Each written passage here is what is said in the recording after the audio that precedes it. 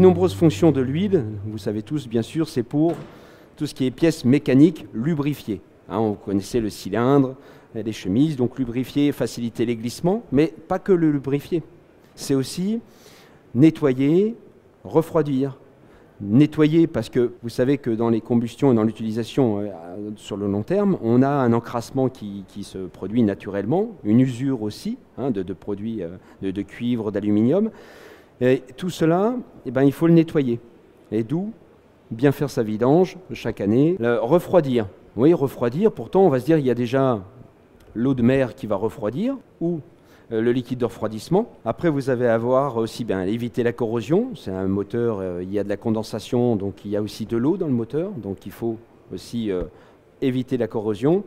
Protéger, bien sûr, contre l'usure. Tout ce qui est, bien sûr, assurer l'étanchéité entre le piston et la chambre de combustion. Il faut qu'il y ait un film assez épais, d'une certaine viscosité, qui est déterminé par le constructeur.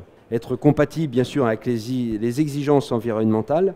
Donc pour répondre à toutes ces exigences qu'il y a, voilà, il est de plus en plus utilisé les huiles synthétiques. Alors la composition d'un lubrifiant, alors il y a deux grandes catégories qui la constituent, c'est l'huile de base, l'huile minérale et les additifs.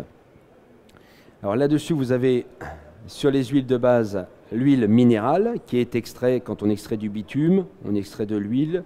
On extrait après du gasoil, carburant. Après, vous avez donc en deuxième les huiles synthétiques obtenues par synthèse ou transformation chimique. Alors, tout ce que contient justement le lubrifiant peut contenir donc des bases synthétiques, on a dit minérales, les mélanges de bases synthétiques et de bases minérales, ce qui peut donner un produit semi-synthétique. Voilà, donc un lubrifiant est constitué de beaucoup d'additifs, pas qu'à d'un seul additif. Il est constitué donc des détergents, donc nettoyés. Sur la longévité, la période temps, toute cette périodicité, vous allez avoir obligatoirement des impuretés. Et donc il faut nettoyer. Il faut éviter que ces impuretés restent sur les parois du moteur. Alors pour ça, il faut que ça soit détergent. Et qu'est-ce qui suit après? Il faut que ça soit dispersant. Qu'est-ce que ça veut dire? Ça tient ces impuretés comme ça en suspension. Et qui va aller, après, le but, dans la filtration. Voilà, donc c'est le filtre, quand ça va être en suspension, ça va aller après dans la filtration. D'où penser aussi souvent, c'est lié quand on fait la vidange, de changer le filtre. Donc c'est deux additifs très importants, la détergence dispersant, et bien sûr l'anti-usure, l'anti-corrosion, l'anti-mousse, on peut avoir un problème des mousses aussi, tout ce qui est améliorateur de viscosité. On a des viscosités, on veut qu'elles tiennent. Une huile minérale ne va pas avoir une viscosité à 100 degrés aussi longue qu'une huile synthétique. Et puis tout ce qui est modificateur de friction. Alors comment choisir son lubrifiant? Ce qui est important, c'est quand même de regarder ce que donne le constructeur. Donc la première des choses, c'est la viscosité, c'est le grade de viscosité qu'on va voir tout à l'heure. Et la performance, c'est la recommandation du constructeur, donc NMMA, la classification marine, les classifications API, ACEA qui seront présentées tout à l'heure, et les exigences constructeurs qu'on peut avoir. Donc c'est bien précisé en bas, le bon lubrifiant, c'est tout simple, c'est le grade SAE, la viscosité demandée, et puis la recommandation du constructeur. Le constructeur aussi, information, peut refuser la prise d'une garantie d'un moteur si le lubrifiant utilisé ne correspond pas à ses exigences. Donc c'est pour ça que c'est important de bien regarder le manuel du constructeur. Alors les viscosités, tout à l'heure on parlait de grade de viscosité. Alors il y a une viscosité qui est donnée toujours à froid. Donc vous avez une graduation de 0 à 25. W c'est winter en anglais, donc hiver. Et puis après vous avez une viscosité à chaud. Donc il est clair que je vais prendre les extrêmes, une 0,60. On va avoir un démarrage très facilité à froid, du fait d'une viscosité, une huile très fluide, et à chaud, avoir un film, évidemment, qui tient à des températures importantes. Donc vous avez une précision, donc toutes les huiles dites multigrades, bon, vous avez donc les deux indices, indice à froid et indice à chaud. Là, vous avez, c'est les viscosités à 100 degrés, donc on voit on va prendre une 30 ou 40, on est à 2,9, 3,5, et puis sur des viscosités importantes à chaud, on est tout de suite à 3,7 et plus. Voilà, donc la norme aujourd'hui la plus reconnue, c'est la NMMA, National Marine Manufacture Association. Donc c'est aujourd'hui l'organisme le plus sévère. Donc la NMMA, elle se définit en deux parties, 4 temps et 2 temps. Sur les huiles 4 temps, vous avez la NMMA FC-W, que vous avez ici, le petit logo qu'on voit ici, losange. Et puis sur les 2 temps, vous avez la NMMA TCW3. Après, vous avez les normes aussi américaines. Pareil pour le domaine 4 temps et 2 temps.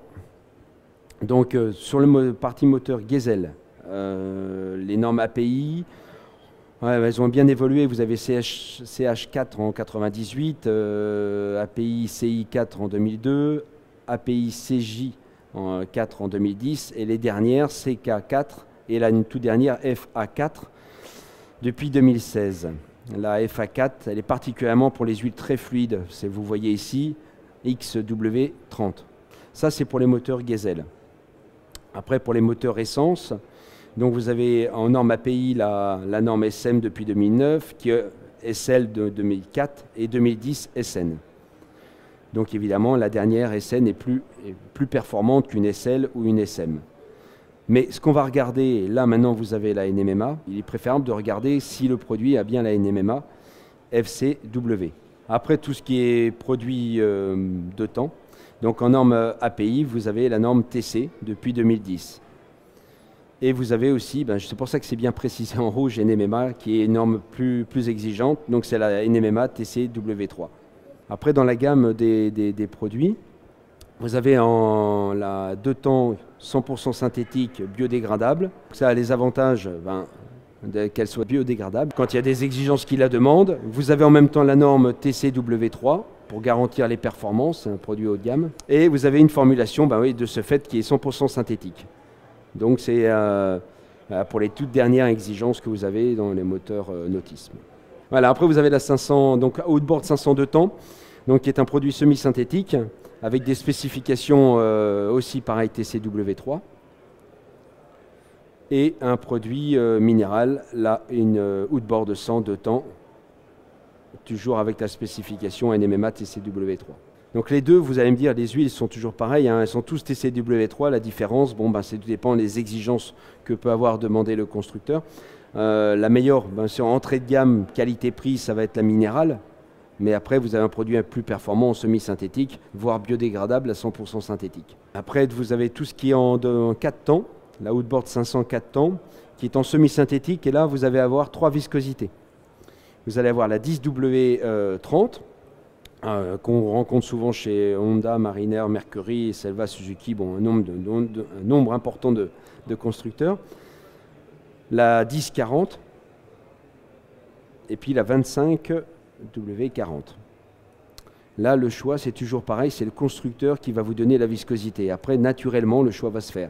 Tout ce qui est sur certains moteurs de type Chris-Craft et Riva, là, il est demandé un produit 100% synthétique et de viscosité 5,40. Après, vous avez en inboard 500, vous avez la 504 temps, donc 10,40, semi-synthétique, et vous avez la minérale 15,40. Tout ce qui est gamme compétition, donc en 4 temps, on va avoir un produit 100% synthétique, base PAO et ester. Donc ça, c'est pour la 1060. C'est pareil, quand même un 10W à froid, donc on a une bonne fluidité pour un démarrage et une lubrification quasi instantanée. Et 60, avoir un film épais et pouvoir tenir sur la longévité, une viscosité importante aussi à 100 degrés. Et après, vous avez la Outboard 1000 de temps, qui est une huile donc 100% synthétique et biodégradable.